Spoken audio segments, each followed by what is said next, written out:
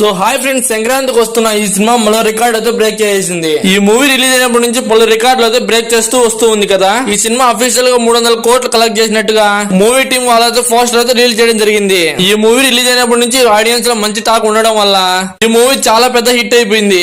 దానికి తోడు సంక్రాంతికి వచ్చిన గేమ్ చేంజర్ అలాగే డాకు మహారాజ్ సినిమాలు కొంచెం నెగిటివ్ టాక్ తెచ్చుకోవడం వల్ల సంక్రాంతికి వస్తున్న సినిమాకి అయితే చాలా అంటే చాలా ప్లస్ పాయింట్ అని చెప్పుకోవాలి. అంతేకాకుండా ఈ సినిమాకి సినిమా టీం వాళ్ళు అయితే చాలా అంటే చాలా బాగా ప్రమోషన్ చేస్తూ వెళ్తున్నారు.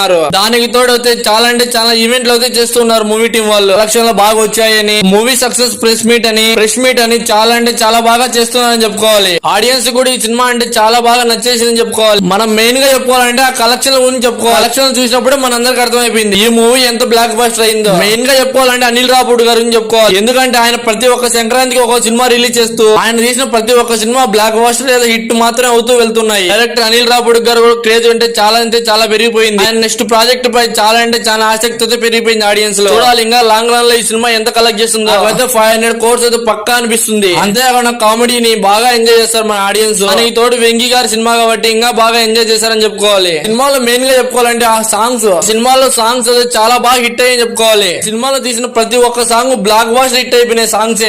యూట్యూబ్ లో మిలియన్ వ్యూస్ అయితే వచ్చేస్తూ ఉన్నాయి. రోజు రోజుకి ఆ సాంగ్స్ క్రేజ్ అయితే పెరిగిపోతూ ఉంది. ఆ సాంగ్ తాలూకు సినిమా అయితే ఇంకా బ్లాక్ బాస్టర్ బంపర్ హిట్ అయిపోయింది. సో మీరే ఉన్న ఈ సినిమా గురించి, ఈ సినిమా చూసి మీకు ఎన్ని రోజులు అయింది, ఇంకా ఎన్నిసార్లు చూడాలనిపిస్తుంది ఈ సినిమా మీకు? ఈ మూవీలో నచ్చిన బెస్ట్ మూవీ అంటే ఏదో కింద కామెంట్ చేసేయండి. నాకైతే వెంకటేష్ గారి కొడుకు నాన్న అయితే 4 స్టెప్పులు అంటాడు, ఆ డైలాగ్ అయితే చాలా బాగా నచ్చేసింది నాకు.